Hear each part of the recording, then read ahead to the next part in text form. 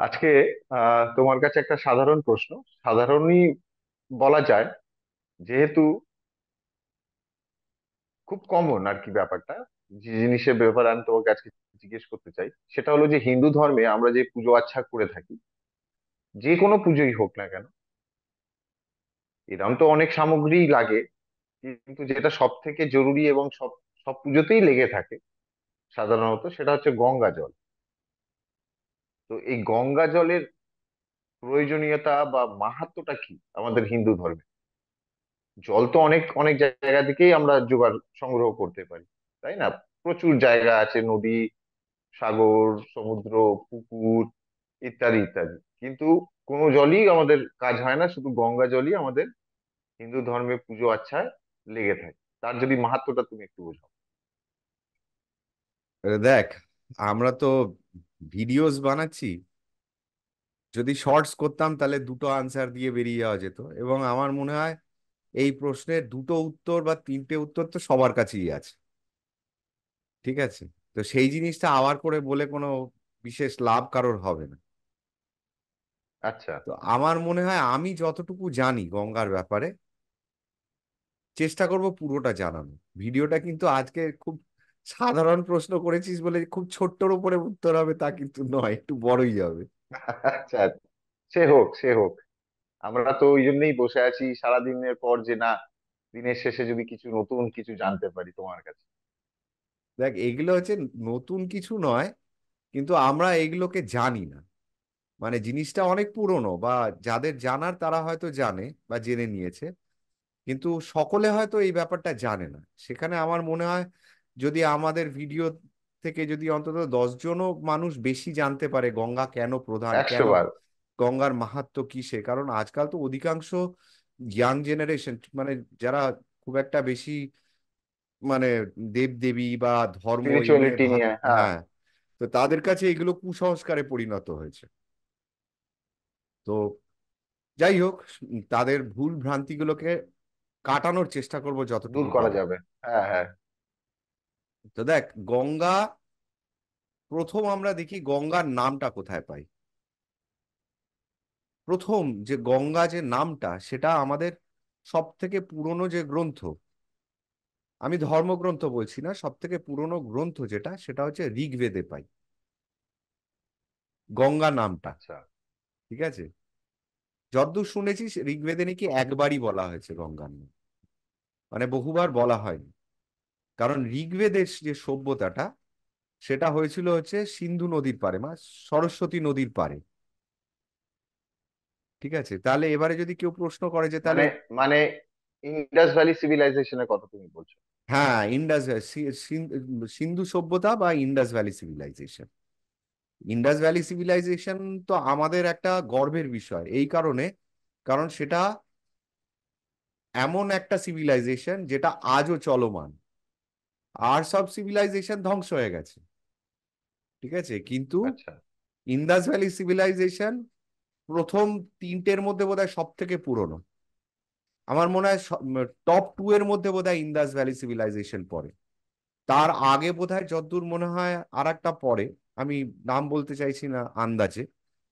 তো যাই হোক, পুরনো তো ইন্দাস ভ্যালি সিভিলাইজেশন বটেই, কিন্তু পুরনোটা বিষয় না, পুরনোর থেকেও ইম্পর্টেন্ট যেটা সেটা হচ্ছে যে এই সভ্যতাটা এখনো কন্টিনিউ করছে। এইখানে হচ্ছে আমাদের গর্বের বিষয়।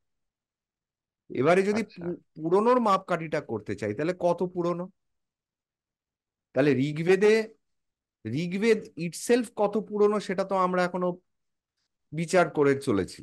মানে একদল লোক বলছে না না, এ তো 2000-3000 বছর পুরনো হবে। আর আমার মতন লোক, তাদের কাছে ব্যাখ্যাটা অন্যরকম। কিন্তু আমরা প্রমাণ করতে পারবো না যে এটা কত পুরনো। তবুও আমার ব্যাখ্যাটা আমি বলি, হ্যাঁ।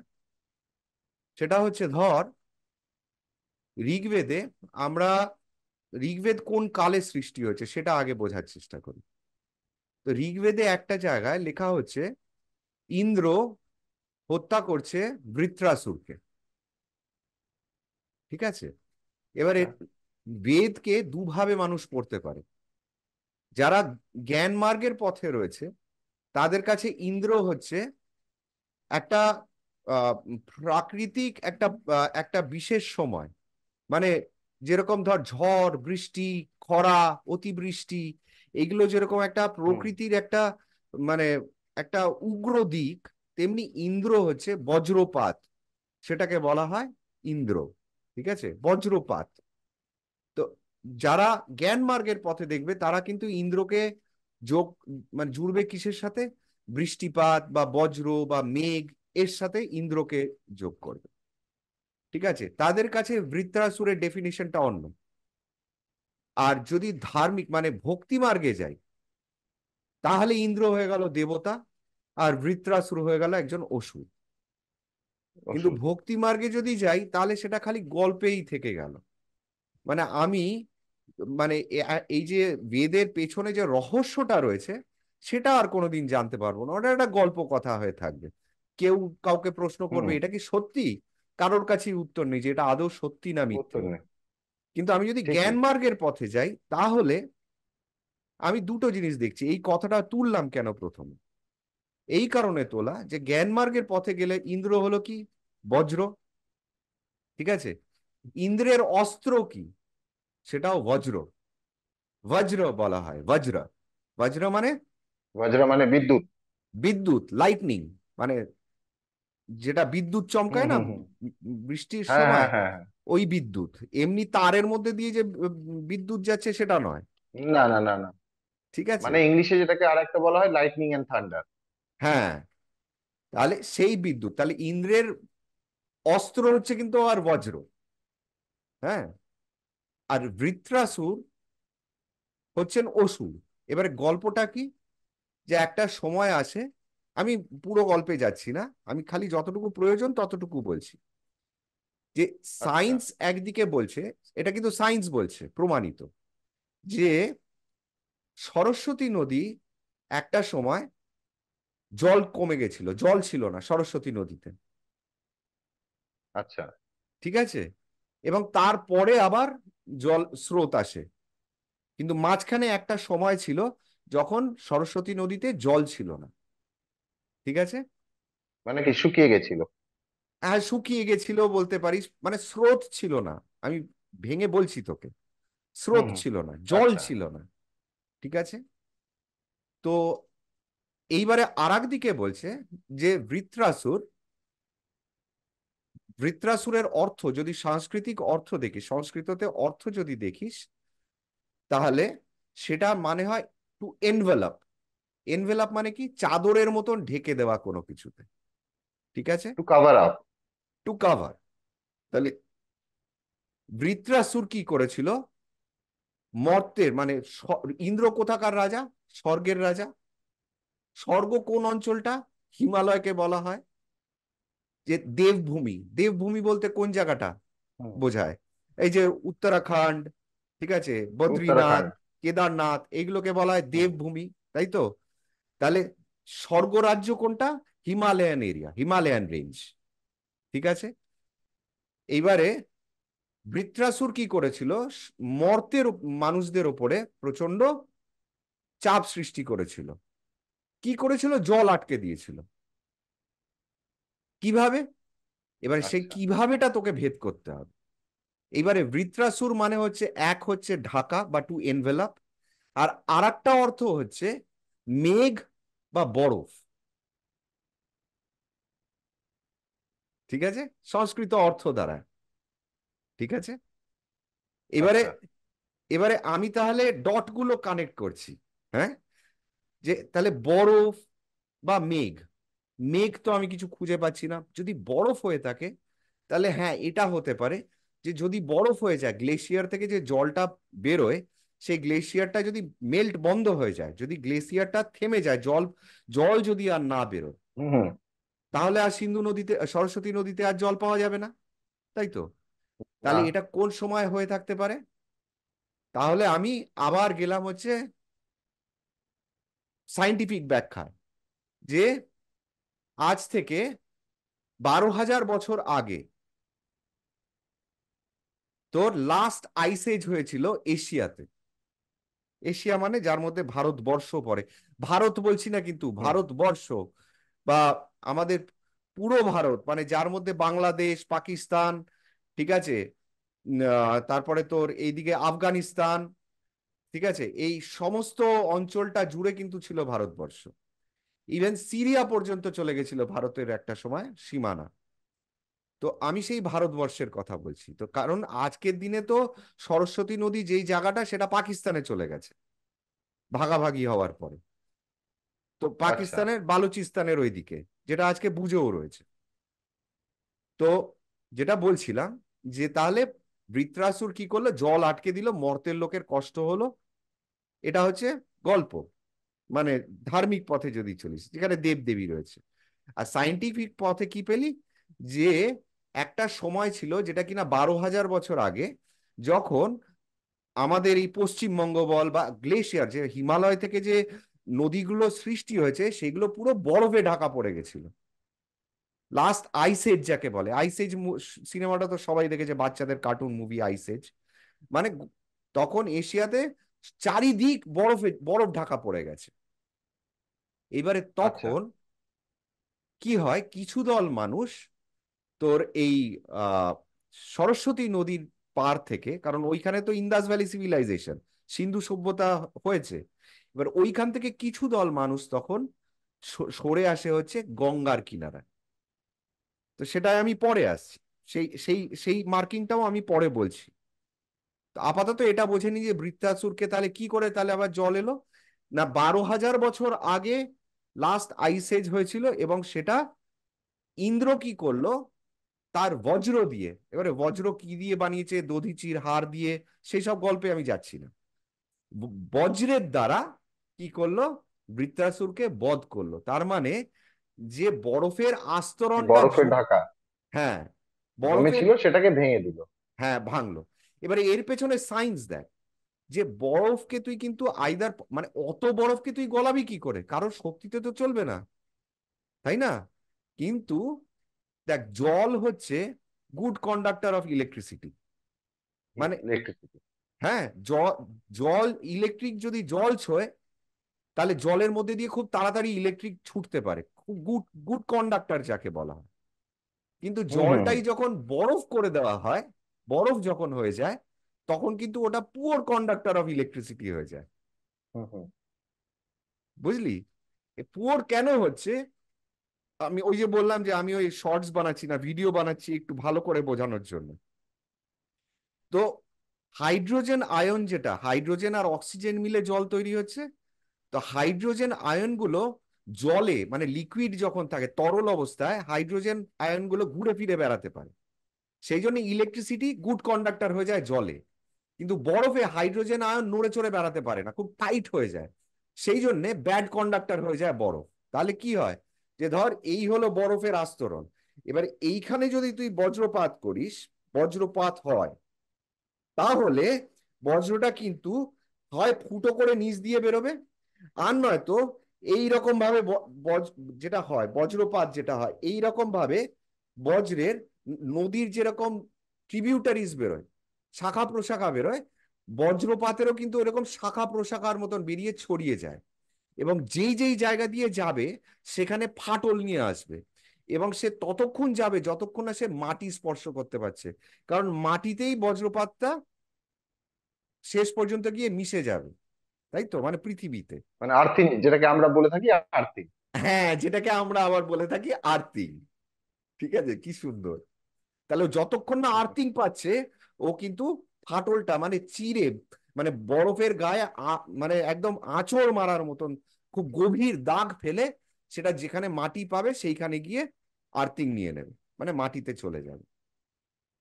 তাহলে দেখ গল্পটা কি সুন্দরভাবে করা, যে ইন্দ্র বজ্রের মাধ্যমে বৃত্তাসুরকে হত্যা করলো, এবং তারপরে আবার সরস্বতী নদীতে জল পাওয়া গেল, তার আগে কি ছিল, বরফ হয়ে গেছিল।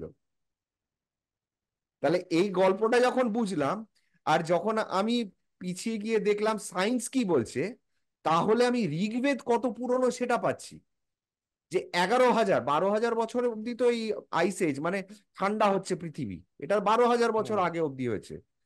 তারপরে ইন্দ্র যে এই প্রহারটা করলো, বা সায়েন্স বলছে যে 11,000 বছর আগে, মানে পূর্বে 11,000 বছর আগে কি হলো, আবার আইস এজটা সরে গিয়ে আবার আমাদের ক্লাইমেটিক মানে আবহাওয়া গরম হতে আরম্ভ করলো। নর্মাল হলো, হ্যাঁ মানে আবার, নর্মাল নর্মাল ওয়েদার।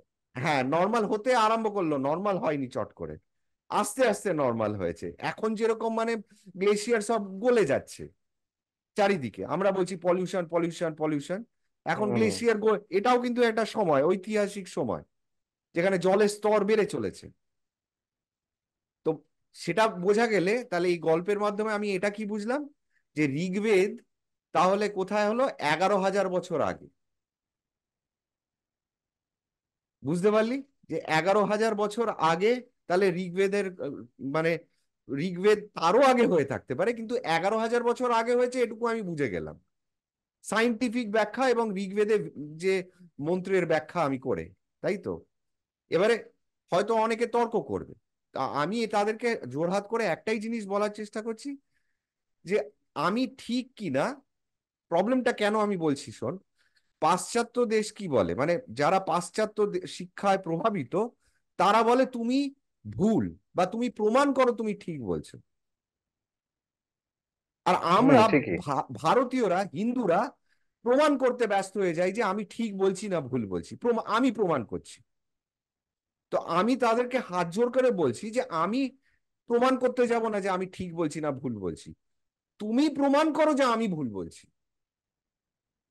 আমার দিকে আঙ্গুল তোলার আগে দায়িত্বটা আমি এটাই দিচ্ছি যে আমি যেটা ঠিক মনে করলাম সেটা আমি বললাম, তোমার যদি মনে হয় আমি ঠিক বলিনি, তাহলে তুমি প্রমাণ করো যে আমি ভুল বলছি।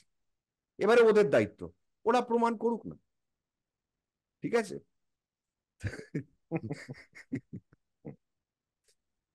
ঠিক আছে, এইবারে দাঁড়ালো তাহলে 10,000 11,000 বছর আগে ঋগ্বেদ লেখা হয়েছে, এটা এটা আমি এইটুকু জায়গা থেকে বুঝলাম। এইবারে চারটে বেদ আছে, চারটে বেদ মানে ঋগ, ঋগ সাম যজুর অথর্ব। ঋগ্বেদ, সামবেদ, যজুর্বেদ, হুম। অথর্ববেদ। এবারে অনেকে অনেকের ধারণা তাহলে বোধহয় সবকটা বেদই বোধহয় 11,000 বছর আগে লেখা হয়েছে, তা কিন্তু নয়। এবারে কেন নয় তারও প্রমাণ বেদেই আছে। সেই জন্য বেদ হচ্ছে আমাদের প্রধান ধর্ম, মানে ধর্মগ্রন্থ বা আমাদের প্রধান গ্রন্থ। তো ঋগ্বেদে তুই পাবি হচ্ছে যে ওখানে কপারেজ মানে ব্রোঞ্জ, তামা, তাম্রযুগ, ঋগ্বেদে তাম্রযুগ পাবি। ঋগ্বেদ আর অথর্ববেদ যে এক সময়কালে হয়নি, সেটা মানে এই বেদের দ্বারাই প্রমাণিত। কিভাবে প্রমাণিত হচ্ছে, ঋগ্বেদে তুই লোহা, ধাতু, ধাতু বিজ্ঞান যেটা, ধাতু বিজ্ঞানের মধ্যে তো লোহাও পড়ে, ঋগ্বেদে তুই লোহা কোথাও পাবি না। লোহা নিয়ে কোনো কিছু উচ্চারণ করা হয়নি, লেখা হয়নি ঋগ্বেদে। সেখানে করা হয়েছে কি ব্রঞ্জ এজ মানে তাম্র যুগ নিয়ে লেখা হয়েছে। তাহলে ঋগ্বেদটা হয়ে গেল কোন সময়, তাম্র যুগে। তাম্রযুগে। ঠিক আছে, আর অথর্ববেদ যেটা সৃষ্টি হয়েছে সেটা হলো কোন সময়, যখন লোহা আবিষ্কার হয়ে গেছে। এবং এই যে অথর্ববেদে যে লোহাটা আবিষ্কার হয়েছে, সেটা আর্কিওলজিক্যালি প্রমাণিত যে সেটা গঙ্গার পাশে যে সিভিলাইজেশনটা হয়েছে সেইখানে তার জন্ম। তাহলে গঙ্গা বোঝাতে গিয়ে আমি বেদ বোঝালাম, বেদ কত পুরনো বুঝলাম, এবং সেইখান থেকে এটাও বুঝলাম যে বেদে, ঋগ্বেদে গঙ্গার কথা লেখা আছে, তার মানে এই নদীটা আজকের নয়, কত পুরনো সেটা ভাব। এর থেকেও পুরনো নদী আছে, রেবা বা নর্মদা এর থেকেও পুরনো। কিন্তু আমি গঙ্গাকে বোঝাবার জন্য এটা এটুকু বোঝালাম যে ঋগ্বেদের সময়ও কিন্তু গঙ্গা ছিল, কিন্তু সরস্বতী নদী গঙ্গার থেকেও মহান ছিল।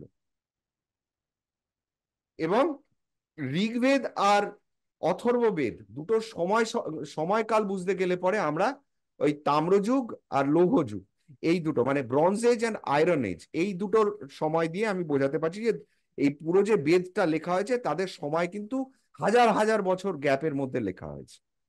বোঝা গেল? হুম, হুম, হুম, স্বাভাবিক। হুম।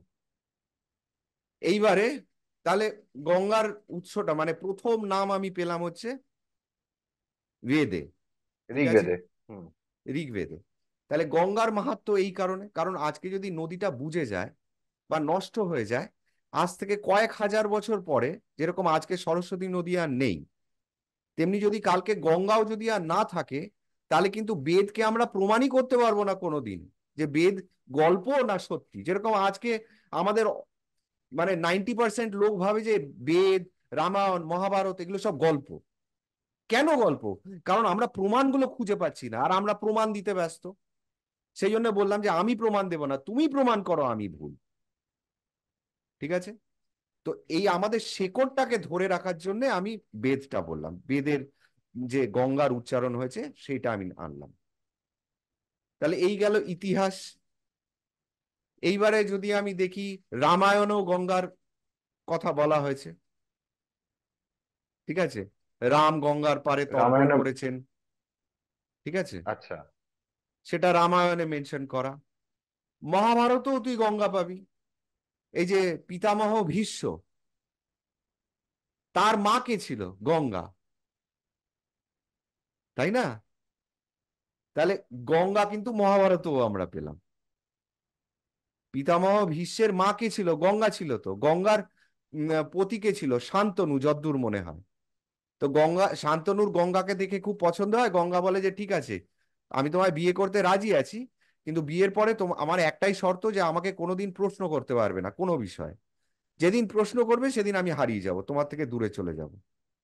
এবারে তার প্রথম 7টা বসু আছে। তো গঙ্গার প্রথমে 6টা সন্তান হয়।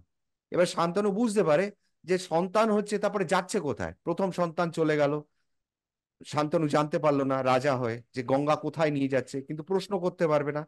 এই করতে করতে করতে করতে 6টা সন্তান উধাও হয়ে গেল। তখন আর শান্তনু থাকতে পারলো না। তো শান্তনু না থাকতে পেরে তখন গঙ্গাকে প্রশ্ন করলো যে সন্তান যাচ্ছে কোথায়। তখন সেটা কিন্তু আবার মানে ভক্তি মার্গে, মানে গল্পের মধ্যে, পৌরাণিক গল্পে আছে যে মহাভারতে, যে তখন সে বলবে এই নাও তুমি সন্তান নাও, যে যার যে হলো কিনা পিতামহ ভীষ্ম, যে এই নাও তোমার সন্তান, কিন্তু যেহেতু তুমি শর্ত ভঙ্গ করেছো, যে সন্তান যাচ্ছে কোথায় বা আমি কি করছি, প্রশ্ন করা তো আমার শর্তের মধ্যে ছিল, শর্ত ভঙ্গ হয়, তাই আমি চললাম। তো গঙ্গা আবার গঙ্গায় গিয়ে মিশলো, মানে সাকার আবার নিরাকারে গেল। মানে সাকার রূপী গঙ্গা, মেয়ে রূপী গঙ্গা আবার হুম। নিরাকারে মিশে গেল গঙ্গাতে। ঠিক আছে? তো নানা রকম ভাবে ব্যাখ্যা করা যায়, যার ভাল লাগে সে এইগুলো নিয়ে ডুবে থাকবে। ঠিক আছে? তাহলে মহাভারতও আমরা গঙ্গা পাচ্ছি, তাহলে গঙ্গার মাহাত্ম্য সেখানেও পেলাম। হ্যাঁ। আচ্ছা, এইবারে দেখা যাক সায়েন্স কি বলছে। হ্যাঁ। আচ্ছা, সায়েন্সেরও আগে বলি যে ভৌগোলিক ব্যবস্থাটা, যে গঙ্গা ভেবে দেখ কোথায়, সেই গঙ্গোত্রী থেকে আরম্ভ হচ্ছে, এবং হ্যাঁ, গঙ্গোত্রীকে তার উৎস। উৎস। তাহলে গঙ্গোত্রী থেকে আরম্ভ করে লক্ষ লক্ষ কোটি কোটি মানুষের প্রাণ বাঁচাচ্ছে। হুম। তাই তো? এবং শুধু আমাদের দেশ নয়, বর্তমান যে বাংলাদেশ, সেখানেও যাচ্ছে হচ্ছে গঙ্গা। ফারাক্কার ওখান থেকে দুটো ভাগ হয়ে গেছে, একটা হচ্ছে আমাদের কলকাতার মধ্যে দিয়ে ডায়মন্ড হারবার হয়ে বেরিয়ে গেল, আর একটা চলে যাচ্ছে হচ্ছে পদ্মার সাথে মিশছে বাংলাদেশে। তাহলে সেদিকে শুধু আমাদের দেশ নয়, বাংলাদেশেও তার কত বড় অবদান, এবং কত লক্ষ কোটি মানুষের প্রত্যেক মুহূর্তের প্রাণ গঙ্গা দিয়ে চলেছে, প্রাণ বাঁচাচ্ছে। তাই না?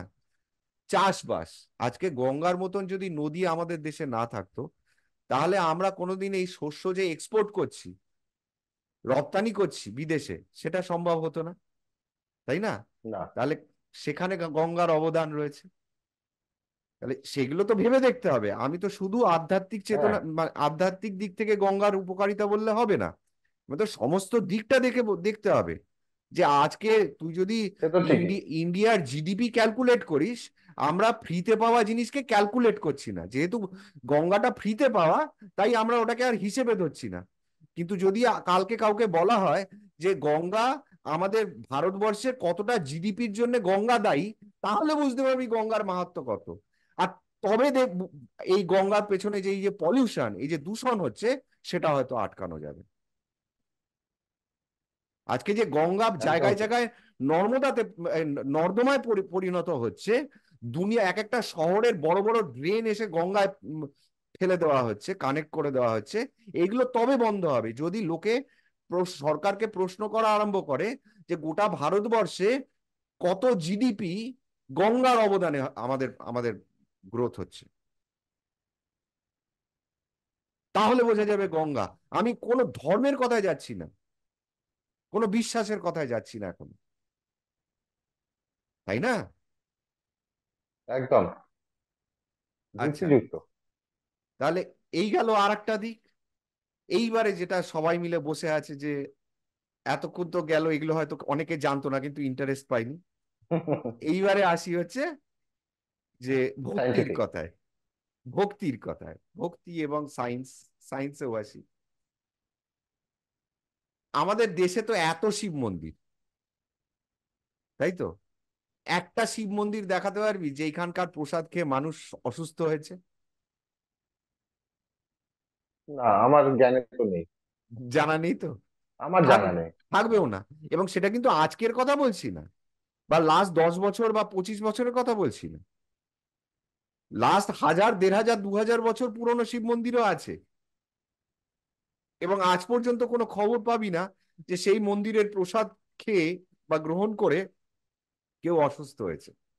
এবং তার জন্য দায়ী অনেক কিছু, কিন্তু প্রধানত শিব মন্দিরে, শিবলিঙ্গতে আমরা কি দিই? গঙ্গার জল দিই, তাই তো? তাহলে এইবারে আসি সায়েন্সে, যে গঙ্গার জল সাইন্টিফিক্যালি কি কি বলছে, মানে কত উপকারী। দেখ, গঙ্গা জল, প্রথম কথা হচ্ছে যদি তোর কোনো চর্ম রোগ থেকে থাকে, গঙ্গার, ভক্তি মার্গের কথায় বলছি, গঙ্গার উপকারী, গঙ্গাকে বলা হয় পুণ্যদায়িনী, পাপও হারিনি। তাহলে পাপ হরণ করে, পুণ্য দান করে, তাই তো? আমাদের দেখবি পঞ্জিকাতে লেখা আছে অমুক অমুক সময় গঙ্গায় চান করলে পরে, ঠিক আছে, এই যে বিভিন্ন তিথি, তিথি অনুযায়ী ওই সময় হুম হুম হুম। গঙ্গায় চান করলে পরে দেখবি পুণ্য হয়, পুণ্য ফল হয়। তো এই গঙ্গায় আমি যে বলছি পুণ্য হয়, পুণ্যটা কি, পাপটা কি, সেটা একটুখানি বুঝে নি। তো হুম। আমাদের আমাদের হিন্দু ধর্মে বা হিন্দু শাস্ত্র অনুযায়ী পাপ বলা হচ্ছে ইগনোরেন্সকে। ইগনোরেন্সের বাংলা বলতে পারবি? ইগনোরেন্স মানে কি বলবো? অবহেলা। অবহেলা। অগ্রাহ্য করা, কোনো জিনিসকে অবহেলা বা অগ্রাহ্য করা, বা ধর্তব্যের মধ্যে না ধরা, মানে গুরু গুরুত্ব না দেওয়া। ইগনোর করা মানে গুরুত্ব না দেওয়া, ঠিক আছে? তো পাপ আমাদের শাস্ত্র মতে বলছে যে কোনো কিছুকে যদি আমরা গুরুত্ব না দিই, তাহলে তার থেকে জন্ম নেয় হচ্ছে পাপ, ঠিক আছে? সেটা কিরকম? যে আমাদের যে শরীরে চর্মরোগগুলো হয়, সেগুলো কিন্তু আনহাইজিনিক কারণেই ম্যাক্সিমাম হয়, উড়ে উড়ে কোথাও হুম থেকে আসে না, ঠিক আছে? তাহলে গঙ্গায় যদি তুই চান করিস, একদিন নয় বা একটা ডুবে হবে না, কিন্তু কন্টিনিউয়াসলি যদি কেউ গঙ্গায় স্নান করে, সবার আগে তার শরীরে 99% চর্মরোগ শেষ হয়ে যাবে। বোঝা গেল? কিন্তু গঙ্গার স্রোতে চান করতে হবে, যেখানে গঙ্গার জল জমে মানে রয়েছে। খাল কেটে যেই হুম জায়গায়, যেরকম ধর কালীঘাটের গঙ্গার সাথে তো কালীঘাটের যে সামনে যে আহ, গঙ্গা, সেটাও কানেক্ট করা রয়েছে। কিন্তু সেই হুম গঙ্গাকে আমি বলছি না, আমি বলছি যে হরিদ্বারের মতন জায়গা। কারণ হরিদ্বারের পর থেকে কি হলো, গঙ্গা সমতলে এসে মিশলো। তারপর থেকে গঙ্গা মোটামুটি সমতল সমতল, এবং সমতলে মেশার পর থেকেই একদম। গঙ্গায় সব থেকে বেশি দূষণ ঢুকে পলিউশন। গেছে। সুতরাং পলিউশন আমরা করছি, তাই গঙ্গাকে আমরা দোষ দিতে পারবো না যে আজকে যদি সেই ফল না সে না। নাও দিতে পারে। কিন্তু আবার সেই ধর্ম গ্রন্থে লেখা আছে যে শিবের আশীর্বাদে গঙ্গাকে কেউ কোনোদিন অপবিত্র করতে পারবে না। হ্যাঁ, আমরা দেখেছি তো যে হরিদ্বারে যে গঙ্গা আর আমার বাড়ির 10 মিনিট হাঁটা পথে গঙ্গা, এই দুটো জলে আকাশ পাতাল তো। হ্যাঁ, তো যাই হোক, এই পলিউশনটা কিন্তু, হরিদ্বারের জল একদম ক্রিস্টাল ক্লিয়ার, ঠান্ডা। মানে একবার যদি গরমকালে যদি স্পেশালি যদি ওই জলে নামা হয়, আর উঠতে ইচ্ছা করবে না। আর একদম ক্রিস্টাল ক্লিয়ার, একটা নোংরা তো দূরের কথা। মানে তোমার দেখেই আলাদাই একটা ভক্তি চলে আসবে। আর সেখানে আমাদের এখানের গঙ্গা, তুমি যাও, গিয়ে দেখো পরিস্থিতিটা কি। সেইটাই তো তোমাকে বলছি কথা। নাবতে নাবতে গেলে আগে জল এরা ওই বলে না সাঁতার কাটার সময় যে যে পদ্ধতি এরাম এরাম করে জল সরাতে হয়, মানে নোংরা সরাতে হয়। হ্যাঁ, তারপরে ওইটা দেখেই তো তোমার যে তুমি ডুব মারবে পুণ্যি ভক্তি, ওটা দেখেই তো চলে গেল অর্ধেক ভক্তি। কিন্তু সেটা কাদের সৃষ্টি যে এই রে করায়? ডুব মার, আমাদেরই, সেইটাই আমরাই হচ্ছে করছি কথা। নোংরা। কেন করছি? ওই কারণ অবহেলা। তার মাহাত্ম্যটা আমরা দিচ্ছি না, হ্যাঁ মাহাত্ম্যটা দিচ্ছি না। অবহেলা, এইখান থেকে পাপের জন্ম হয়। যে আজকে সায়েন্স বলছে যে চর্মরোগ শুধু নয়, সায়েন্স বলছে যে ধর এই কলেরা, একটা সময় তো কলেরায় প্রচুর লোক মারা গেছে। বলছে কারোর যদি কলেরা হয়ে থাকে, সে যদি 3 ঘন্টা গঙ্গায় থাকে 3 ঘন্টা, এবং গঙ্গা জল তখন খেতেও থাকে, মানে সাইন্টিফিক্যালি প্রুভেন যে 3 ঘন্টার মধ্যে কলেরার জীবাণু গঙ্গা জল মেরে ফেলতে পারে। তার মানে ভাবো কত আর তার মাহাত্ম্য। আর আজকে আমরা গঙ্গার জল এমন দূষণ করে ফেলছি যে সেই জল খেলে উল্টে কলেরা হবে। একদম ঠিক। তাহলে দোষটা কার? এটা হচ্ছে আমাদের অজ্ঞান। ওই ইগনোরেন্স মানে অজ্ঞান হলো সঠিক কথা। অজ্ঞানতার জন্য যে আমরা সবকিছুকেই মানে একটা মানে, যেহেতু আমি দুটো ইংরেজি কথা বলতে শিখে গেছি, যেহেতু আমি জিন্স পরতে শিখে গেছি, যেহেতু আমি নিজেকে মডার্ন বলছি, তাই আমার কোনো না কোনো ভাবে পৌরাণিক জিনিসগুলোর প্রতি আমি অশ্রদ্ধা দেখাবো, বা আমি সেই পৌরাণিক বিষয়গুলোর প্রতি অজ্ঞান হয়ে থাকবো। এই মানসিকতাটা যদি যতদিন না যাবে, আজকে দেখ, আমাদের ধর্মে বলা হয়েছে কি, গাছ কাটা বারণ। বট গাছ বট গাছ, বুদ্ধের জন্ম তো হয়েছিল বোধহয় অশ্বত্থ গাছের নিচে, তারা পুজো করে। আমরাও যেই গাছ হাজার হাজার বছর ধরে বেঁচে থাকতে পারে সেই গাছকে আমরা কেটে ফেলছি অজ্ঞানত কারণে।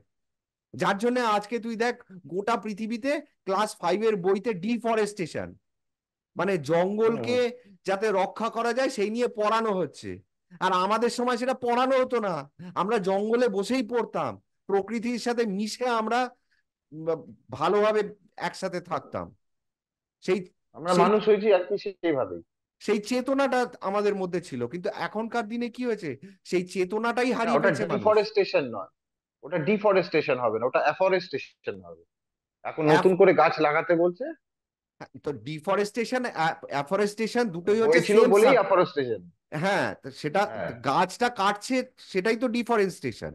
তো এটাকে রোধ হ্যাঁ। করার জন্য ডিফরেস্টেশন কাকে বলে? সেটা একটা জায়গায় যে মরুভূমি বানিয়ে হম। দেয়, জল হাওয়া পাল্টে যায়, সময়ে বৃষ্টি হবে এখন না। এখন তো এই তো এত গরমে প্রচুর মানে হাসির ভিডিও বলো বা কোনো কার্টুন দিয়ে পিকচার বলো, সেখানেও দেখাচ্ছে যে গাছ কাটা এবং সব গুড়ির ওপর একটা করে এসি বসানো। হ্যাঁ, বুঝতে পেরেছো? তার মানে আমরা হ্যাঁ। এখনো মানুষ রিয়েলাইজ করছে যে গাছটা কেটে কি ভুল করেছি আমরা, যার জন্য কিন্তু আজকে হা হুতাশ করতে হচ্ছে গরমে। কিন্তু তাও মানে সে কথা কজন বোঝে আর কজন শোনে? ওই ইগনোরেন্স, অজ্ঞানতা। আজকালকার যার জন্য অধিকাংশ ছেলে মেয়েরা, আমাদের কি গঙ্গার দিকে মুখ করে প্রস্রাব করা বারণ, সেখানে আজকালকার ছেলে মেয়েরা অত কিছু মানেও না, তারা সেই জলের মধ্যেই বাথরুম পটি করছে। এটা তো হলো ব্যক্তি, সরকার মানে গোটা একটা অঞ্চলের হাইড্রেন কানেক্ট করে দিচ্ছে গঙ্গার সাথে। এত বড় মানে ভুল, এই ধরনের ভুল কেউ করে? আমরা কোন দিকে যাচ্ছি? আমরা সভ্য হচ্ছি, আমরা এটাকে সভ্যতা বলে, আমরা সভ্য হচ্ছি যে যেই জিনিস আমাদের কলেরার মতন রোগের হাত থেকে মুক্তি দিতে পারে, যেহেতু সেটা ফ্রিতে পাওয়া, সেই জন্য সেটাকে অবহেলা করে করে শেষ করে দিচ্ছি। দুদিন বাদে আমাদের গঙ্গা জলও ফুটিয়ে খেতে হবে, সেই দিন আসছে, যদি এখনো আমাদের টনক না নড়ে। একদম একদম ঠিক। ঠিক আছে, এবারে এটা তো গেল, এগুলোকে বুঝতে হবে। এটা তো গেল কলেরা। কলেরা একটা সময় কত লোকের প্রাণ নিয়েছে। আজকে যদি হুম। কোভিডের সাথে গঙ্গাকে রিলেট করে দিতাম, তাহলে দেখতি সবাই দুদিনে জেগে উঠতো। কিন্তু কোভিড কোভিড কলেরা তো এখন ভ্যাকসিন দিয়ে বা নানা রকম ভাবে বন্ধ হয়ে যাচ্ছে। হেপাটাইটিসের মতন রোগ সারিয়ে তোলে গঙ্গা জলে। গঙ্গা জলে সেই গুণ আছে। হ্যাঁ, শুনেছি। তাই তো? তাহলে আজকে ফ্রিতে পাওয়া জিনিস বলে আমরা সেটার গুরুত্ব দিচ্ছি না।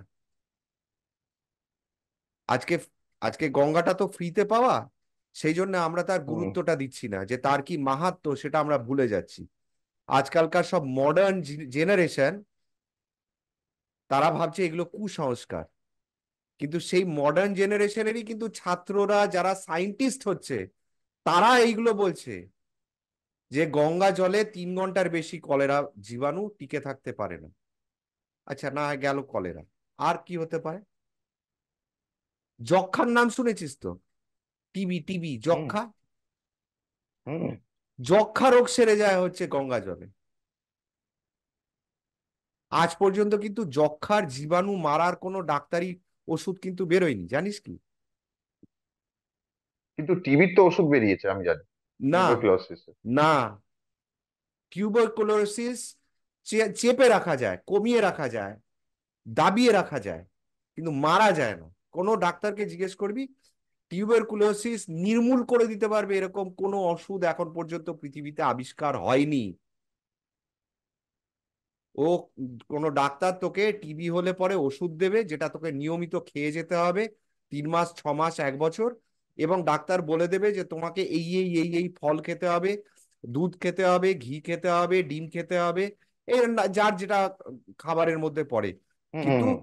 খাদ্য প্রণালী মানে খাদ্যের একটা লিস্ট বানিয়ে দেবে, যাতে টিবি যক্ষ্মাটা মেনলি হয় কি, যে প্রচন্ড শারীরিক পরিশ্রম অথচ পেট খালি।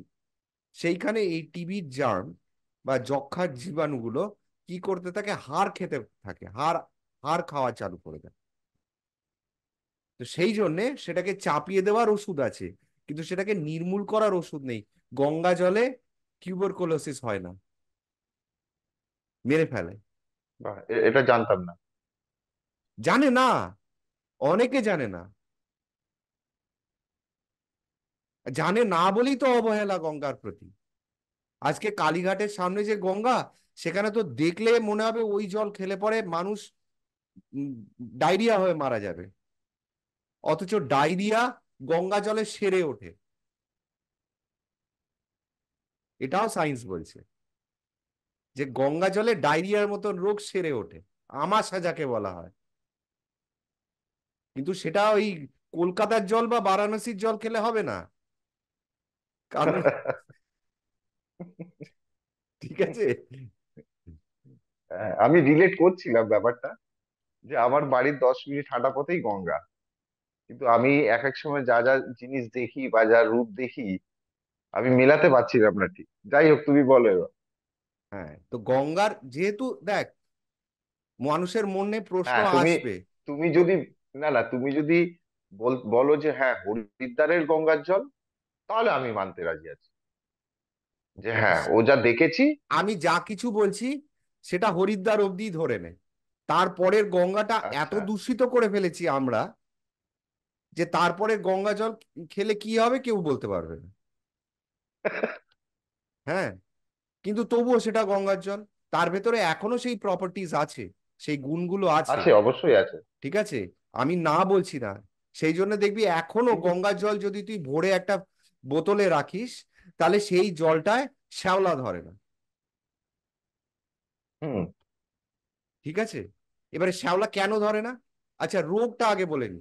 তাহলে রোগের বিষয়টা বুঝে গেলি, যে চর্মরোগ সেরে হুম। উঠছে, হুম। কলেরার জীবাণু কলেরা মরে সেরে যাচ্ছে, উঠছে, ডায়রিয়া, টিউবারকুলোসিস সারছে। যক্ষা সেরে উঠছে, ডায়রিয়া, আমাশা সেটা সেরে উঠছে। আচ্ছা, ইউরিনারি ট্র্যাক্ট মানে মূত্রাশয়ের নালীতে যদি কোনো ইনফেকশন হয়, সেটা গঙ্গা জলে সেরে ওঠে। কেউ মানে যদি ইউরিন ইনফেকশন যেটা আমরা বলে থাকি। ইউরিন ইনফেকশন, ছেলে হোক বা মেয়ে হোক, ভাব, আজকের দিনেও প্রচুর বাচ্চা বাচ্চা, আমার মেয়েরই হয়েছিল, স্কুলে যায়, কমন টয়লেট, তখন ক্লাস 2-তে পড়ে বোধহয়, অপরিষ্কার টয়লেট, সেই কোনো কারণে আমার মেয়ের ইউরিনারি ইনফেকশন হয়েছিল। এবং আমার মেয়ের ভাগ্য ভালো, আর একজনের হয়েছিল, তার মেয়ের কিডনিতে এফেক্ট ফেলে দিয়েছে, যেহেতু টাইমে ধরা পড়েনি তাই। তার মানে কতটা ক্ষতিকারক বলতো, যে ইউরিনারি ইনফেকশন কতটা ক্ষতিকর। মানে এটা ছেলেদের কম, মেয়েদের বেশি হয়, এবং সেটা প্রাণ পর্যন্ত নিয়ে নিতে পারে। তাই না? অথচ আমরা গঙ্গার মাহাত্ম্য আজও খুঁজে বেড়াচ্ছি। কি আছে গঙ্গা জলে? ও তো একটা নদী। তাহলে আর বেশি টানবো না, খালি লাস্টে একটা জিনিস বলি যারা গঙ্গাকে ভালোবাসে। হ্যাঁ, যে কি নিয়ে তুমি এক কথায় সবাইকে থামিয়ে দিতে পারবে বা আজকের দিনেও অহংকার করতে পারবে গঙ্গাকে নিয়ে? ওই যে বললাম, গঙ্গা জলে একটা বোতলে ভরে যদি গঙ্গা জল রেখে দিস, 1 বছর 2 বছরও গঙ্গা জলে শ্যাওলা পড়বে না। এটা একটা পুকুরের জলে পড়ে, সেই জন্য পুকুরের জল পুজোয় লাগে না। বাসন মাজা, থালা বাটি বাসন মাজা, সেটা অন্য ব্যাপার, কিন্তু শিবের মাথায় পুকুরের জল ঢালা যায় না, সেখানে গঙ্গা জলই প্রয়োজন। এবারে কথাটা বলি যে কেন, কেন গঙ্গা জলে শ্যাওলা পড়ে না, সেটা জানা আছে কি? না না, কারণ নিশ্চয়ই তার মধ্যে সেরকম কেমিক্যালস বা এইসব জাতীয় কিছু আছে নিশ্চয়ই, হ্যাঁ, থাকতে তো সায়েন্স কি, হবে অবশ্যই। সায়েন্স কি বলছে? এটা মন গড়া কথা না। সায়েন্স কি বলছে? পৃথিবীতে যত নদী আছে, আমি দেশের নদীর কথা বলছি না, গোটা পৃথিবীতে যত নদী আছে, সবার তুলনায় গঙ্গার জলে 25% বেশি অক্সিজেনের মাত্রা সব সময় বজায় থাকে।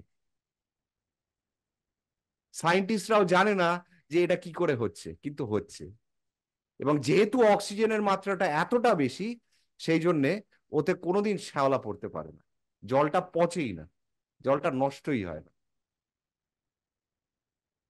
তার মানে এইসব শুনে আমি যেটুকুনি বুঝতে পারলাম যে আমার যে প্রথম প্রশ্নটা ছিল যে আমাদের পুজো আচ্ছার দিনে গঙ্গা জল কেন লাগে, তখন আমি যদি পুরোটা বুঝে থাকি, তার মানে এটাই যে আমরা যে দুবেলা বাড়িতে গঙ্গা জল ছিটাচ্ছি, তার মানে যেখানে যেখানে আমার সেই গঙ্গা জলটা পড়ছে সেখানে সেই জায়গাগুলো একদম 100%ই বলতে পারি জীবাণুমুক্ত হচ্ছে। এবারে দেখ, এটা বলা যেতে পারে। আর একটা জিনিস ভুলে গেছি বলতে, ভাগ্যিস তুই বললি। গঙ্গা জলের আর একটা গুণ আছে, এ তো শেষ নেই, কত বলবো। শেষ না। আরো বলি, গঙ্গা জলের আর একটা গুণ, গঙ্গা জল হচ্ছে অ্যান্টিসেপ্টিক। অ্যান্টিসেপ্টিক হচ্ছে গঙ্গা জল। সেপ্টিক হয়ে যাওয়া মানে রক্তে বিষ চলে আসে। তাহলে ভাব, অ্যান্টিসেপ্টিক আছে, মানে জলের মধ্যে অ্যান্টিসেপ্টিক, কোনো তোকে আলাদা অ্যান্টিসেপ্টিক অয়েনমেন্ট কিনতে হবে না। একটা জায়গায় ঘা হয়েছে, 10 দিন গঙ্গা জলে গিয়ে চান কর, দেখবি ঘা সেরে যাবে। এর জন্য তো অবশ্যই বিশ্বাসটাও লাগবে রজতদা। কোনো বিশ্বাস নয়, এটা তো সায়েন্স বলছে। এটা তো সায়েন্স বলছে, এটা তো তো বিশ্বাসের কিছু নেই। আচ্ছা। এটা তো প্রমাণিত না, সত্য। কথাটা হচ্ছে, না না, সত্য সবই বুঝতে পারছি, কোথাও না একটা সাইকোলজিরও প্রয়োজন আছে না, যে আমি যদি মনে বিশ্বাস নিয়ে আমি সেই গঙ্গাটাকে গঙ্গার মতো করেই মানে পুজো করি বা তাকে আগলে রাখি, বা সেখানে আমি স্নান করে যদি জানি আমার কোনো শরীর অসুবিধা আছে, এবং আমার সেই তোমারই কথা শুনে যে বিশ্বাসটা আমার মনে জন্মালো, সেই বিশ্বাসটা নিয়ে যখন আমি নামলাম, তার উপকারিতা হয়তো তার দ্বিগুণ হয়ে যাবে। মানে আমি বলতে চাইছি যেটা, হয়তো আমার মনে কোথাও একটা সন্দেহ, আদৌ সারবে তো, সারবে তো, সেটা আর আসবে না, এ সারবেই, এরম একটা বিশ্বাস। আর এই এবারে দেখ, বিশ্বাসও তোমাকে তাড়াতাড়ি হিল। এটা এটা দুদিক দিয়ে যায়। যদি আমার কথা বিশ্বাস করিস, তাহলে তো খুবই ভালো, বিশ্বাস করে কর। হুম। আর যদি বিশ্বাস না করিস, তাহলে আমার কথাটাকে ভুল প্রমাণ করার জন্য অন্তত গঙ্গায় 10 দিন ডুব দিয়ে দেখ, কোনো অয়েন্টমেন্ট না লাগিয়ে, দেখ জিনিসটা কমছে কিনা। আচ্ছা। একটা হচ্ছে বিশ্বাস থেকে প্রমাণ পাওয়া, আর একটা হচ্ছে প্রমাণ পেয়ে বিশ্বাস করা। তো তোর যদি ঠিকই। বিশ্বাসটা না কাজ করে, তাহলে প্রমাণটা নিয়ে দেখ। আমার সেই বিশ্বাস আছে। আচ্ছা, তার মানে আমরা তো ওই যে এই যে বাড়িতে যখন কোনো প্রতিমা বা মূর্তি নিয়ে আসি পুজো আচ্ছা, মূর্তি যত মানে নিয়ে আসার সময় আমরা ওই গঙ্গা জল ছেটাতে ছেটাতে তাকে আসনে এনে এসে বসাই।